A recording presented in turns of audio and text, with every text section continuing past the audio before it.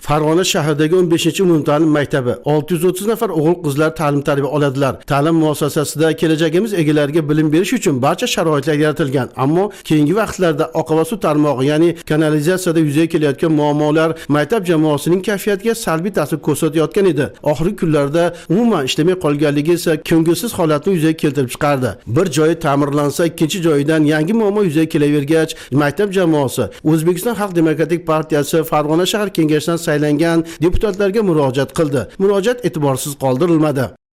Bu muammo bo'yicha biz shahar xalq ta'limiga murojaat qilganimizda kelib o'rganishdi. 2-3 marta kelib kolodislarni tozalashi, suvlarni tortib berishdi, natija bo'lmadi. Xalq deputatlari Farg'ona shahar kengashiga murojaat bilan chiqdik. Deputatlar kelib muammolarimizni o'rganishdi. Kelib ularga suvimizni tortib berishdi. Muammolarimiz hal bo'lyapti. Shu deputatlarimizga rahmat aytamiz.